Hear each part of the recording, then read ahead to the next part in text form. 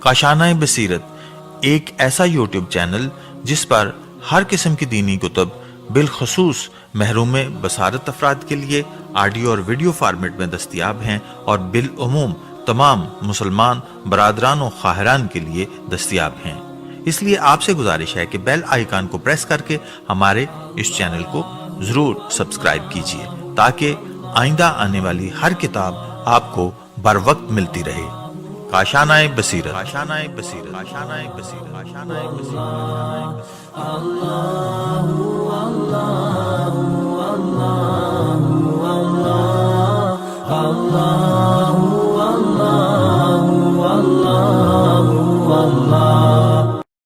بسم اللہ الرحمن الرحیم۔ السلام علیکم سامعین، یہ ہے کاشانۂ بصیرت کا یوٹیوب چینل اور ہم حج کے حوالے سے جو PDF ہم تک پہنچا ہے مدرسۃ القائم کی جانب سے، ہم اس کو مل کر پڑھ رہے ہیں اور یہ ہے اس کا پارٹ نمبر 2 اور لاسٹ پارٹ ہے۔ یہ صرف 2 ریڈنگ کی ہم نے نشستوں میں اس کو مکمل ہم کرنے جا رہے ہیں۔ یہ ہے لاسٹ پارٹ اور ریڈنگ کا بھی پارٹ نمبر 2 ہے۔ ہم نے کل 78 صفحات پڑھ لیے تھے اور اب ہم اس PDF کے پیج نمبر 79 پہ آ گئے ہیں۔ یہاں پر لکھا ہے حج کے حوالے سے امام جعفر صادق علیہ السلام نے فرمایا کہ بلا شبہ اللہ تعالیٰ نے 4 چیزوں کو حج میں عورتوں سے معاف رکھا ہے۔ نمبر 1 بلند آواز سے لبیک کہنا، نمبر 2 صفا و مروہ کے درمیان سعی میں ہرولہ، ہے واو لام میں ہرولہ بریکٹ میں لکھا ہے آہستہ دوڑنا، پھر نمبر 3 ہے کعبے کے اندر داخل ہونا اور نمبر 4 ہے حجر اسود کو لمس کرنا یعنی بریکٹ میں لکھا ہے چومنا۔ اور یہاں پر جو حوالہ دیا گیا ہے وہ ہے من لا یحذر الفقی، پھر ہے 2/326/2580۔ یہ آگے چلتے ہیں۔ پھر لکھا ہے سوال ہے کہ کیا عورتیں حالت احرام میں گرد و غبار وغیرہ سے بچنے کے لیے میڈیکل ماسک لگا سکتی ہیں؟ تو اس کا جواب نیچے دیا ہوا ہے کہ آیت اللہ سیستانی کے نزدیک عورتیں احتیاط واجب کی بنا پر نہیں لگا سکتی، البتہ آیت اللہ خامنہ کے فتوے میں جائز ہے۔ پھر ہے کیا مرد حالت احرام میں گرد و غبار وغیرہ سے بچنے کے لیے میڈیکل ماسک لگا سکتے ہیں؟ تو اس کا جواب لکھا ہے کہ مردوں کے لیے جائز ہے۔ پھر اس کے بعد ہم آگے چلتے ہیں۔ اگلا سوال ہے کہ اگر مرد حالت احرام میں رات کو بند گاڑی کا سفر کریں اور بارش ہو جائے تو کیا کفارہ واجب ہو جاتا ہے؟ تو اس کا جواب لکھا ہے کہ آیت اللہ سیستانی کے نزدیک کفارہ واجب ہو جائے گا، لیکن امام خمینی رحمۃ اللہ اور آیت اللہ خامنائی کے نزدیک واجب نہیں ہوگا۔ پھر ہے آیت اللہ خوئی کے نزدیک خواہ رات ہو یا دن، بارش ہو یا نہ ہو، حالت احرام میں بند گاڑی کے سفر سے مردوں پر کفارہ واجب ہو جاتا ہے، عورتوں کے لیے حالت احرام میں بند گاڑی کا سفر جائز ہے۔ اور آئیے اب آگے جانتے ہیں۔ لکھا ہے حج کے لیے محرم کی شرط، یہ ہیڈنگ ہے۔ سوال ہے کہ کیا فقہ جعفریہ میں بھی عورت کے لیے محرم شخص کا ساتھ ہونا ضروری ہے؟ یہاں پر سوالیہ نشان ہے۔ اب جواب میں لکھا ہے کہ ضروری نہیں ہے، چھوٹا سا جواب ہے کہ ضروری نہیں ہے۔ آگے چلتے ہیں۔ اگلا سوال کہ کیا حالت احرام میں دھوپ کے چشمے یعنی کہ سن گلاسز مرد اور عورت دونوں لگا سکتے ہیں؟ یہاں پر یہ سوالیہ نشان ہے۔ جواب لکھا ہے کہ اگر ان کی بناوٹ زینت میں شمار نہ ہو تو جائز ہے۔ اگلا سوال ہے کہ کیا نظر کر کے میقات سے پہلے احرام باندھنا افضل ہے؟ میم یہ قاف الف تے، میقات سے پہلے احرام باندھنا افضل ہے یا میقات پہنچ کر احرام باندھنا؟ تو جواب لکھا ہے کہ میقات سے احرام باندھنا افضل ہے۔ پھر آگے ہے دلچسپ فقہی مسئلہ، ہیڈنگ لکھی ہے۔ سوال ہے کہ اگر میقات پر جا کر احرام باندھنا ممکن ہو تب بھی بغیر کسی مجبوری کے کیا یہ جائز ہے کہ نظر کر کے کسی دوسری جگہ سے احرام باندھ لے، مثلا اپنے ملک کے ایئرپورٹ سے؟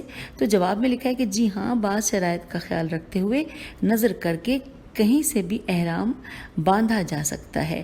اور اب اگلے سوال کی جانب آ گئے ہیں اور ہم پیج 86 پہ آ گئے۔ لکھا ہے وہ کون سا عمل ہے کہ جو ایک عورت کی سنت ہے لیکن مردوں کے لیے مستحب ہے مگر عورتوں کے لیے مستحب نہیں؟ جواب لکھا ہے کہ دوران سعی 2 سبز ستونوں کے درمیان ہرولہ کرنا، بریکٹ میں لکھا ہے کہ تیز تیز چلنا یا دوڑنا۔ آئیے آگے پڑھتے ہیں۔ اگلا سوال ہے کہ جو مرد پہلی بار حج کر رہا ہو کیا اس کے لیے ضروری ہے کہ حلق کروائے، ہے لام قاف کروائے، بریکٹ میں لکھا ہے کہ یعنی گنجا ہو جائے؟ تو آیت اللہ سیستانی کے نزدیک احتیاط کے قریب ہے کہ پہلی بار حج کرنے والا حلق کروائے۔ آیت اللہ خوئی اور آیت اللہ خامنائی کے نزدیک پہلی بار حج کرنے والے کو بھی اس کا اختیار ہے کہ خواہ وہ حلق کروائے یا تقصیر کے بارے میں ہم نے پہلے بھی پڑھا تھا، اور اس کا ہمیں بریکٹ میں لکھا ہے کہ یعنی تھوڑے سے بال کاٹ کر، بریکٹ کلوز۔ البتہ زیادہ ثواب حلق کروانے کا ہے، یہ بھی ہم نے جان لیا۔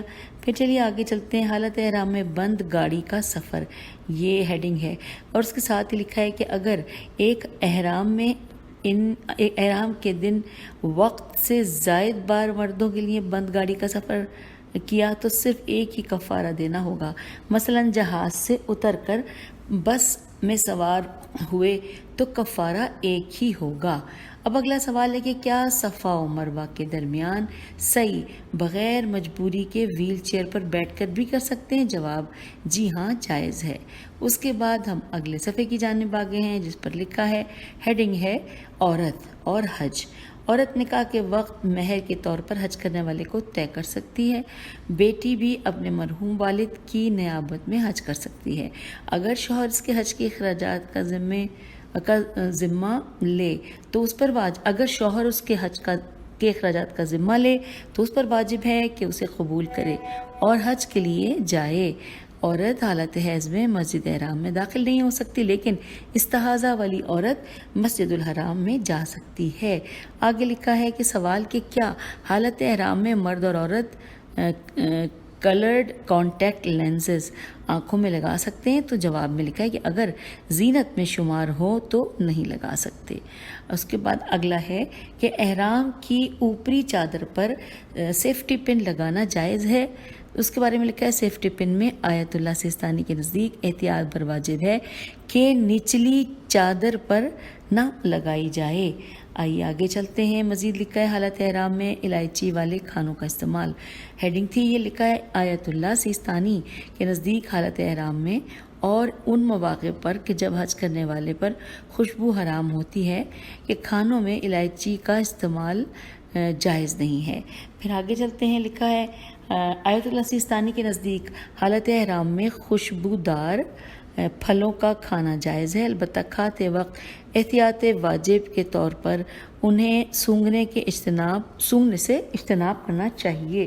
ساتھ ہی لکھا ہے کہ البتہ آیت اللہ وحید خراسانی اس کی اجازت دیتے ہیں اور کہتے ہیں کہ احتیاط مستحب ہے کہ کھاتے وقت انہیں نہ سونگھا جائے۔ پھر اگلی ہیڈنگ ہے حالت احرام میں آئینہ دیکھنا حرام ہے، لیکن بے خیالی میں اچانک نگاہ پڑ جائے تو حرج نہیں ہے۔ بعض مراجع کا نظریہ یہ ہے کہ آئینہ دیکھنا بھی اس وقت حرام ہے کہ جب زینت کا ارادہ ہو، لیکن اگر کسی اور وجہ سے مثلا چہرے کے زخم چیک کرنے کے لیے دیکھا جائے تو حرج نہیں ہے۔ آگے چلتے ہیں۔ حج کے حوالے سے یہاں پر سوال ہے کہ اگر معلوم ہو کہ حالت احرام میں ٹوتھ برش استعمال کیا تو خون نکلے گا تو کیا اسے استعمال کر سکتے ہیں؟ تو جواب میں ہے کہ امام خمینی، آیت اللہ خوئی اور آیت اللہ خامنائی کے نزدیک اس صورت میں ترک کرنا ہوگا۔ پھر لکھا ہے آیت اللہ سیستانی کے نزدیک اجازت ہے، اور اگر پھر بھی خون نکل آئے تو کوئی کفارہ نہیں ہے۔ آگے نیکسٹ صفحے پہ لکھا ہے کہ مردوں کے لیے احرام کی چادروں کا ہر وقت پہننا ضروری نہیں، انہیں نہاتے وقت اتارا بھی جا سکتا ہے اور بدلا بھی جا سکتا ہے، اور نجس ہو جائیں تو پاک بھی کیا جا سکتا ہے۔ پھر سوال ہے کہ طواف کے دوران کچھ کھانا پینا کیسا ہے؟ جواب جائز ہے۔ پھر اگلا سوال ہے کہ وہ کون سا عمرہ ہے کہ جس میں طواف النساء اور اس کی نماز انجام دینا واجب نہیں ہے؟ اب یہاں پہ جواب میں لکھا ہے عمرہ تمتع، تے میم تے عین، اس کے حوالے سے ہم پہلے بھی پڑھ چکے ہیں۔ اور اب ہم آگے چلتے ہیں یعنی اگلے صفحے کی جانب، اور جو کہ پیج نمبر 100 ہے جس پہ ہم آگے ہیں۔ اور یہاں پر ہم یہ پھر میں بتاتی چلوں کہ ہم اب بہت سارے سوالات ہیں جن کے جوابات جان رہے ہیں۔ یہاں پر اس صفحے پر سوال ہے کہ اگر مرحوم پر حج واجب تھا لیکن اس کی میراث اتنی ہی ہے جس سے حج ادا ہو سکے تو کیا ذمہ داری ہے؟ تو جواب ہے کہ حج کروانا ضروری ہے خواہ ورثہ کو کچھ نہ ملے۔ آئیے اگلی سوال کی جانب۔ اگلے سوال میں ہے کہ کیا زندہ اور مرحومین کو ملا کر سب کی طرف سے ایک ہی طواف کیا جا سکتا ہے؟ جواب لکھا ہے جی ہاں۔ پھر اگلا سوال ہے کہ اگر مرحوم پر حج واجب تھا لیکن اس کی اتنی میراث نہیں کہ حج ادا کروایا جا سکے تو کیا بڑے بیٹے یا وارثوں پر یہ واجب ہے کہ وہ اپنے مال سے مرحوم کا حج کروائیں؟ جواب ہے کہ یہ واجب نہیں ہے۔ اگلا سوال پڑھتے ہیں کہ کیا اپنی صحت یابی سے مایوس شخص کے لیے حج واجب کے لیے اپنی زندگی میں نائب بنا کر حج کروانا واجب ہے؟ تو اس کا جواب لکھا ہے کہ جی ہاں۔ پھر آئیے نیکسٹ ہے کہ واجب طواف کی نماز کو مقام ابراہیم علیہ السلام کے پیچھے ہی پڑھنا ضروری ہے؟ کیا ایسا کرنا مستحب طواف کی نماز میں بھی ضروری ہے؟ تو جواب لکھا ہے کہ جی نہیں، مستحب طواف کی نماز پوری مسجد الحرام میں کہیں بھی پڑھی جا سکتی ہے۔ آئیے اگلے سوال کی جانب چلتے ہیں کہ اگر شوہر اپنی بیوی کو یا بیٹا اپنے والدین کو حج کروا رہا ہے اور وہ خمس نہیں دیتا تو حج پر جانے والے کی کیا ذمہ داری ہے؟ اس کا جواب لکھا ہے کہ آیت اللہ سیستانی کے نزدیک اس کا حج صحیح ہے، البتہ امام خمینی رحمۃ اللہ اور آیت اللہ خامنائی کا مقلد اگر اپنے مرجع کے نمائندے سے اجازت لے لے تو صحیح ہے۔ آگے چلتے ہیں۔ اگلا سوال ہے کہ کیا طواف واجب اور سعی بغیر وضو کے ادا کیے جا سکتے ہیں؟ جواب لکھا ہے کہ طواف واجب بغیر وضو کے صحیح نہیں ہے، لیکن سعی کے لیے سین عین چھوٹی ہے، سعی کے لیے وضو ضروری نہیں ہے۔ اگلا سوال کہ کیا حج کے لیے پیسے جمع کرنا واجب ہے؟ جواب ہے کہ جی نہیں، البتہ اگر حج کے برابر جمع ہو جائیں تو مالی اعتبار سے حج واجب ہو جاتا ہے۔ آئیے اگلا سوال پڑھتے ہیں کہ جس طرح مستحب عبادات مثلا نماز یا روزے کو جان بوجھ کر بلا وجہ بھی درمیان سے توڑ سکتے ہیں تو کیا مستحب حج میں بھی ایسا کرنا ممکن ہے؟ اس کا جواب لکھا ہے جی نہیں۔ آئیے دوسرا سوال اگلا ہے کہ کیا کوئی شخص کسی دوسرے کے حج یا عمرے میں استعمال شدہ احرام پہن کر اپنا حج یا عمرہ کر سکتا ہے یا خریدنا ہی ضروری ہے؟ تو جواب میں لکھا ہے کہ اس شخص سے اجازت لے کر احرام استعمال کر سکتے ہیں۔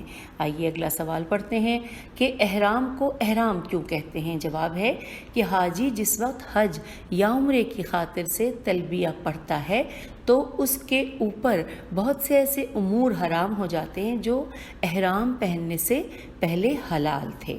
یہ ہم نے اس کا جواب جان لیا۔ پھر آگے لکھا ہے، ہیڈنگ ہے احرام، اور اس کے بارے میں ساتھ ساتھ یہ لکھا ہے کہ لباس احرام کا میقات، میم یہ قاف الف تے، میقات سے پہننا ہی ضروری نہیں ہے بلکہ اپنی سہولت کے اعتبار سے کہیں سے بھی پہن سکتے ہیں، البتہ میقات سے نیت و تلبیہ پڑھنے کے بعد ہی احرام کی پابندیاں شروع ہوں گی۔ آئیے پھر لکھا ہے کہ اگر خمس نکالنا حج سے پہلے واجب ہو جائے، یہاں پر سوالیہ نشان ہے، اور اسی حوالے سے سوال کیا گیا ہے کہ اگر کسی پر خمس واجب ہے اور اس کے پاس فقط اتنے ہی پیسے ہوں کہ اگر خمس نکالے تو حج کا خرچہ پورا نہ ہو سکے گا، تو اس صورت میں حج کرے یا خمس ادا کرے؟ اس کا جواب لکھا ہے کہ اس صورت میں خمس نکالے اور اس سال اس پر حج واجب نہ رہے گا۔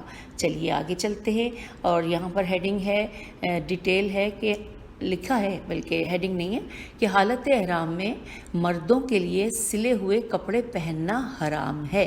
یہ ایک سائڈ پہ لکھا ہے، اور پھر ساتھ ہی نیچے لکھا ہے کہ جتنے کپڑے پہنے جائیں گے اتنے ہی کفارے ادا کرنے ہوں گے، اور جتنی بار پہنے جائیں گے کفارے بھی اتنے ہی بار ادا کرنے ہوں گے۔ مثلاً اگر قمیض، شلوار، بنیان اور زیر جامہ پہنے تو 4 کفارے دینا ہوں گے، نہانے کے لیے لباس اتار کر یہی دوبارہ پہنے تو 8 کفارے ادا کرنے ہوں گے۔ اچھا، یہ ہم نے جان لیا۔ اب ہم پیج 114 پر آ گئے۔ یہاں پر سوال لکھا ہے کہ کیا شوال، ذیقعد اور ذی الحج میں بھی کوئی عمرہ مفردہ کر سکتا ہے؟ تو جواب میں لکھا ہے کہ جی ہاں کر سکتا ہے، ساتھ ہی بریکٹ میں لکھا ہے کہ البتہ عمرہ تمتع اور حج تمتع کے درمیان عمرہ مفردہ نہیں کر سکتا، یہ بریکٹ میں لکھا تھا۔ اگلے صفحے کی جانب ہم آ گئے ہیں۔ یہاں پر لکھا ہے کہ آیت اللہ سیستانی کے نزدیک قرض لے کر حج پر جانے کا حکم۔ اس حوالے سے لکھا ہے کہ حج کے لیے قرضہ لینا جائز ہے اور حج بھی صحیح ہے، لیکن حج واجب ادا نہیں ہوگا۔ اور ساتھ لکھا ہے کہ بعد میں جب کبھی صحیح طرح مستطیع ہوں گے تو دوبارہ حج کے لیے جانا ہوگا۔ اور یہاں پہ ساتھ لکھا ہے کہ استسقا الف سین تے استفتہ الف سین تے فے تے الف حمزہ استفتہ، اور نیچے لکھا ہے آیت اللہ سیستانی۔ پھر اگلا سوال ہے کہ خود مستحب حج کرنا زیادہ افضل ہے یا کسی ایسے کو حج پر بھیجنا کہ جو استطاعت نہ رکھتا ہو؟ تو جواب لکھا ہے کہ خود حج کرنا زیادہ افضل ہے۔ اگلے سوال کی جانب بڑھتے ہیں۔ لکھا ہے کیا امام زمانہ علیہ السلام کی نیابت میں حج یا عمرہ کیا جا سکتا ہے؟ تو جواب ہے کہ کیا جا سکتا ہے، البتہ بہتر ہے کہ حج و عمرے کی انجام دہی کے بعد اس کا ثواب امام زمانہ علیہ السلام کو ہدیہ کر دے۔ آئیے آگے چلتے ہیں۔ حج کے کفارے، یہ ہیڈنگ ہے، اس حوالے سے سوال کیا گیا ہے کہ حج کے کفارے کب تک ادا کر دینے چاہیے؟ جواب میں ہے کہ اس کی کوئی مدت مقرر نہیں ہے، البتہ جتنا جلد ادا کر دیں بہتر ہے۔ پھر سوال ہے کہ اگر نائب خود اعمال حج کی ادائیگی سے معذور ہو جائے تو کیا وہ کسی اور کو نائب بنا سکتا ہے؟ جواب ہے کہ عذر کی صورت میں بنا سکتا ہے۔ پھر سوال ہے کہ کیا عورت حج و عمرے میں کسی مرد کی نیابت کر سکتی ہے یا مرد کسی عورت کی نیابت کر سکتا ہے؟ یہ سوال تھا۔ جواب ہے کہ حج سے مربوط مسائل شریعت کا علم رکھتے ہوں تو کر سکتے ہیں۔ جواب دوبارہ دہراتی ہوں، سوال بھی دہرا دیتی ہوں کہ عورت حج و عمرے میں کسی مرد کی نیابت کر سکتی ہے یا مرد کسی عورت کی نیابت کر سکتا ہے؟ جواب ہے حج سے مربوط مسائل شریعت کا علم رکھتے ہوں تو کر سکتے ہیں۔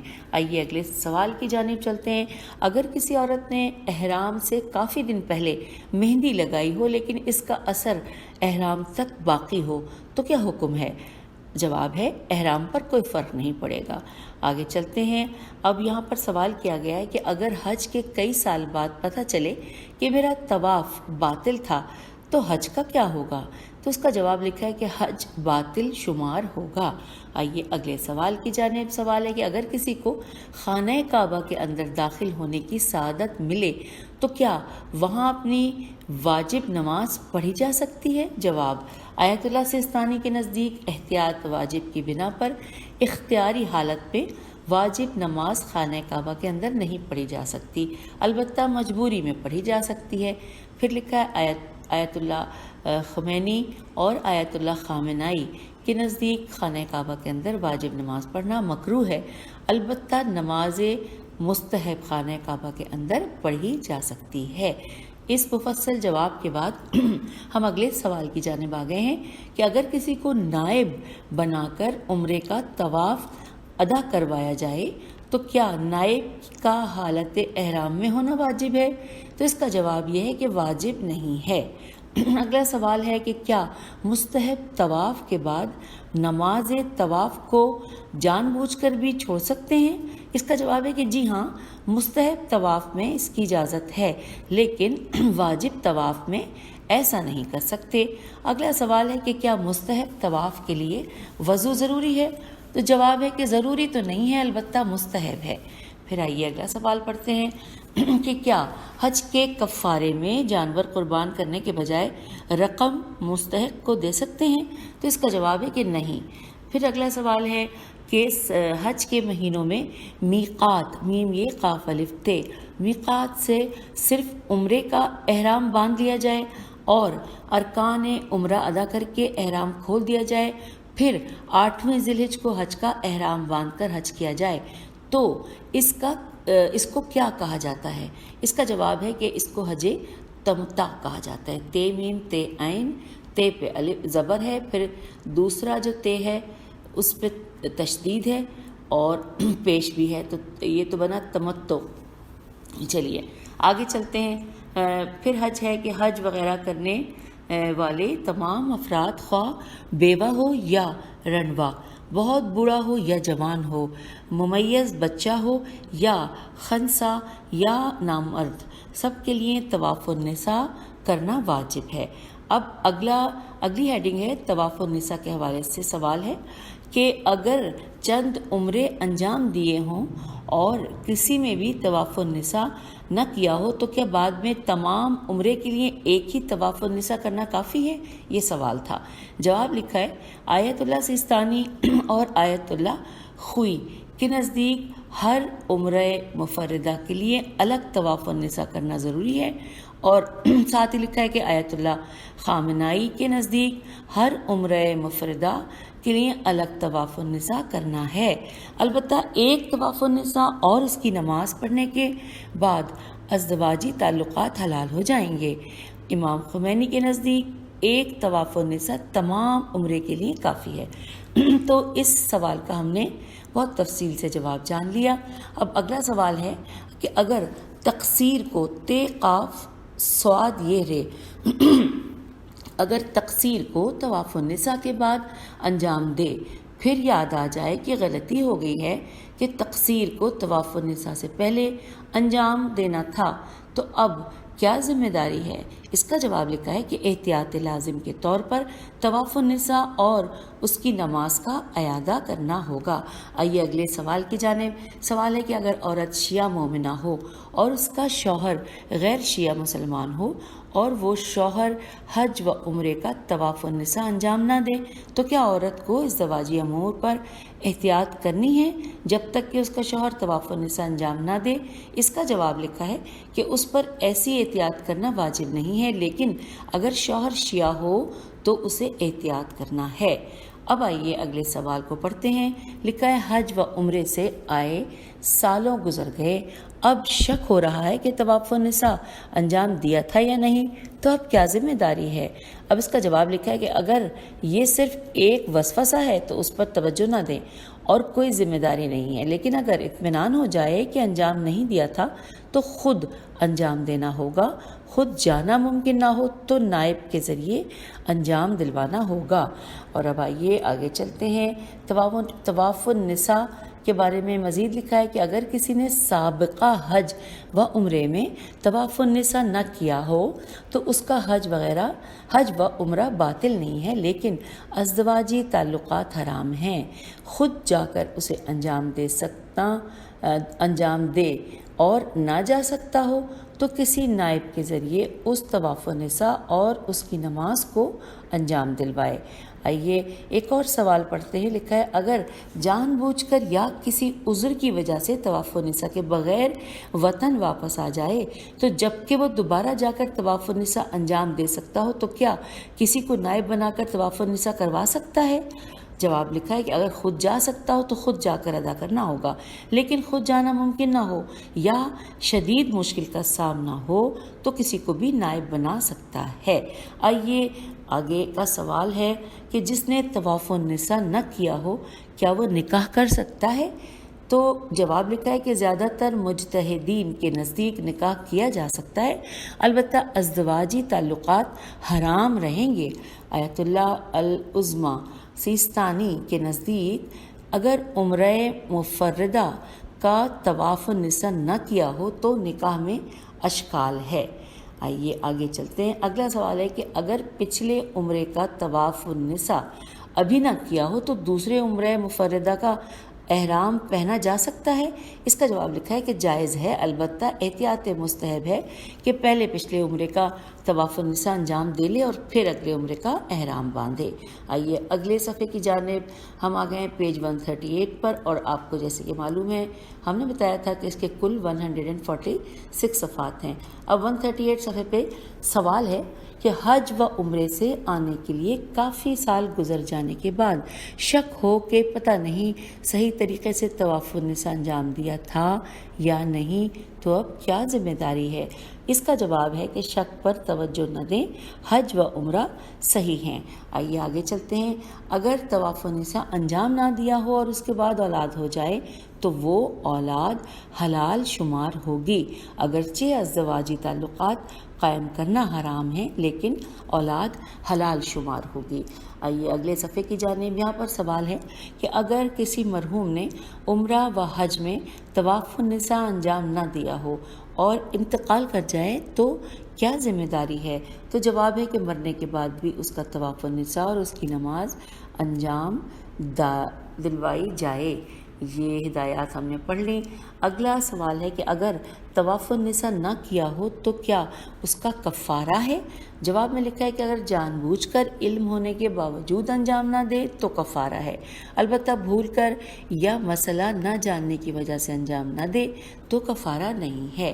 اگلا سوال طواف النساء کے حوالے سے ہی ہے اور یہاں پر لکھا ہے کہ اگر کوئی شخص نائب بن کر کسی مرحوم یا زندہ مریض کی طرف سے حج یا عمرہ کر رہا ہو اور طواف النساء انجام نہ دے تو کیا ازدواجی پابندیاں نائب کے لیے ہوں گی یا جس نے اسے نیابت دی ہے اس پر ہوں گی؟ اس کا جواب ہے کہ نائب پر ہوں گی۔ تو آئیے اگلا سوال جانتے ہیں۔ لکھا ہے کہ اگر کسی شخص کا طواف النساء تو صحیح ہوا ہو لیکن نماز طواف کسی وجہ سے باطل ہو گئی ہو اور وہ اپنے وطن آ چکا ہو تو کیا ذمہ داری ہے؟ اس کا جواب ہے کہ اس کے لیے دوبارہ طواف النساء کرنا ضروری نہیں ہے اور اپنے وطن ہی میں نماز طواف النساء کو انجام دے لے تو اچھا ہے۔ آگے سوال ہے، اگلا سوال ہم پڑھنے جا رہے ہیں کہ اگر معلوم چل جائے کہ حج کا طواف واجب باطل ہو گیا تھا اور اس کے بعد ہم نے طواف النساء بھی کیا جو صحیح تھا، تو کیا حج کا واجب طواف کرنے کے بعد طواف النساء دوبارہ کرنا ہوگا؟ اس کا جواب دیا گیا ہے کہ جی ہاں، احتیاط لازم کی بنا پر طواف النساء دوبارہ انجام دینا ہوگا۔ آئیے آگے چلتے ہیں۔ اگلا سوال ہے کہ کیا حج و عمرے میں طواف النساء اور اس کی نماز عورت، بچے اور غیر شادی شدہ افراد کے لیے بھی ادا کرنا ضروری ہے؟ جواب ہے جی ہاں۔ اور اب ہم آخری صفحے پر آ گئے ہیں، پیج نمبر 146 پر۔ حج کے حوالے سے ہی یہاں پر سوال ہے، اگر کوئی عورت طواف النساء کو طواف الرجال کی نیت سے انجام دے تو کیا طواف النساء کی نیت سے دوبارہ طواف کرنا ہوگا؟ جواب ہے کہ جی نہیں، طواف صحیح شمار ہوگا اگرچہ نام طواف میں غلطی کی گئی ہے۔ تو چلیے ہم نے یہ وہ تمام سوالات اور تمام معلومات مل کر پڑھ لی ہیں جو کہ مدرسۃ القائم کی جانب سے PDF ہم تک پہنچا تھا، اور جیسا کہ آپ جانتے ہیں کہ کاشانہ بصیرت کی یہ روایت ہے کہ ہم اکیلے پڑھنے کے بجائے ہم اس چیز کو فوقیت دیتے ہیں کہ ہم سب مل کر پڑھیں۔ ان میں بچے بھی شامل ہیں، ان میں وہ لوگ بھی شامل ہیں جن کو اردو پڑھنے میں دشواری ہوتی ہے، ان میں وہ لوگ بھی شامل ہیں جو بھاری بھاری کتابوں کو اٹھا کے جن کے لیے پڑھنا مشکل ہوتا ہے، اس میں وہ بھی شامل ہیں جو سفر کے دوران انفارمیشنز سننا پسند فرماتے ہیں، ان میں وہ لوگ بھی شامل ہیں کہ جو صاحب بصارت تو نہیں ہے لیکن صاحب بصیرت ہیں۔ لہٰذا ہم سب مل کر جب پڑھتے ہیں تو اس کا ثواب ہم سبھی کو ملتا ہے اور ہم بہت کچھ جان جاتے ہیں۔ تو اب اس پلیٹ فارم سے جو کہ حج کے حوالے سے ہم نے 2 نشستوں پہ معلومات جانی ہیں، اب میں آپ سے اجازت چاہتی ہوں۔ یہ PDF مکمل ہو گیا، پھر ملیں گے کسی نئی معلومات کے ساتھ۔ میں سیمی زوار، مجھے اجازت دیجیے۔ خدا حافظ، فی امان۔